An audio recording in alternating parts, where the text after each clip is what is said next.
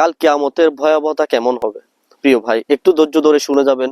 অসংখ্য নেকি পাবেন এবং খুবই গুরুত্বপূর্ণ বিষয় নিয়ে আলোচনা করব। প্রিয় ভাই, আচ্ছা, যদি দুনিয়ার মধ্যে আমি বলি যে আপনার এমন একটা রোগ হয়েছে, যে রোগটার কারণে আপনার রক্ত প্রতিদিন চেঞ্জ করতে হবে, প্রতিদিন চেঞ্জ করতে হবে, আপনি এত রক্ত কেনার ক্ষমতা আপনার নেই, বা ধরেন আপনার কাছে অনেক টাকা আছে, কিন্তু ওই রক্তটা বাহিরের কারো সাথে ম্যাচ করতেছে না, শুধুমাত্র আপনার মায়ের সাথে ম্যাচ করতেছে, তাহলে আমি আপনার কাছে প্রশ্ন করতে চাই, আপনার এই ধরনের রোগের মধ্যে কি আপনার মা আপনাকে রক্ত দিতে রাজি হবে কি হবে না? নিঃসন্দেহে আমার মতামতে সবাই আমার সাথে একমত হবেন যে নিঃসন্দেহে মা নিঃস্বার্থভাবে আমাদেরকে রক্ত দেওয়ার জন্য প্রস্তুত থাকবে। এমনকি যতটুকু রক্ত প্রয়োজন হয়, যতক্ষণ না তার জীবন বেঁচে আছে ততক্ষণ পর্যন্ত আমাদেরকে রক্ত দিয়ে সহযোগিতা করবে, যতক্ষণ যে এই আশায় যে আমার ছেলেটা যেন বেঁচে যায়, আমার ছেলেটা যেন সুস্থ হয়ে যায়, আমি মারা যাই কোনো সমস্যা নাই, আমার ছেলেটা যেন সুস্থ হয়ে যায়। প্রকৃত একজন মা, বর্তমানে তো আমরা জানি যে সোশ্যাল মিডিয়ার মধ্যে দেখি যে সন্তানকে মা হত্যা করেছে, সন্তান মাকে হত্যা করেছে।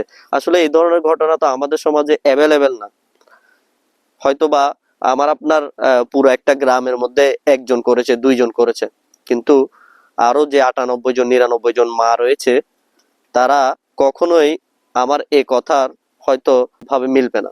তো অবশ্যই মারা রাজি হবে। তো আমি যেটা বোঝাতে চাচ্ছি প্রিয় ভাই, দেখেন, দুনিয়াতে আমাদের আল্লাহ তার রসুল সাল্লাল্লাহু আলাইহি সাল্লামের পরে সবচেয়ে যিনি আমাদেরকে ভালোবাসে সেটা হচ্ছে আমাদের মা।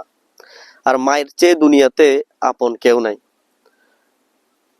মানুষের মধ্যে মায়ের চেয়ে আপন কেউ নাই।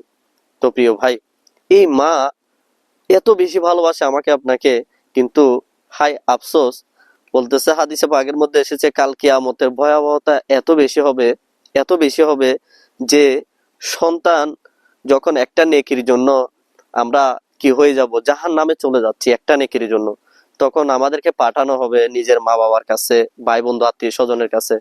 নিজের মায়ের কাছে পাঠালে নিজের মা বলবে, বাবা আজকে দুনিয়াতে আমি তোমাকে অনেক আদর করেছি, যত্ন করেছি আমার সব সর্বত্র দিয়ে, কিন্তু আজকে আমি অসহায়, আজকে আমি কিছুই করতে পারবো না। আবার ওই আপনি আপনার বাবার কাছে যাবেন, আপনার বোনের কাছে যাবেন, আপনার ভাইয়ের কাছে যাবেন, আপনার আত্মীয় স্বজন স্ত্রী সবার কাছে আপনি যাবেন, কিন্তু কেউ আপনাকে একটা নেকি দিতে সক্ষম হবে না। প্রিয় ভাই, একটু কি চিন্তা করেছেন কাল কিয়ামতের ভয়াবহতা কেমন হবে, যেখানে কেউ আপনাকে একটি নেকি দিতে সক্ষম হবে না?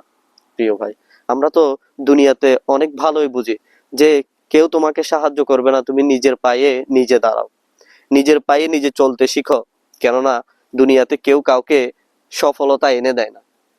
কিন্তু আমি আপনার কাছে প্রশ্ন রাখতে চাই, আখিরাতে সফলতা আপনাকে কে এনে দিবে? আখিরাতে সফলতা কি কেউ চাইলে আপনাকে, আপনি কি চাইলে টাকা দিয়ে কিনতে পারবেন? নাকি আপনি কিভাবে সফলতা আনতে পারবেন? প্রিয় ভাই, সেম দুনিয়ার যেই ব্যাপারটা আমরা বুঝি যে সফলতা কেউ এনে দিবে না, সেম আখিরাতে সফলতা আপনাকে কেউ এনে দিবে না।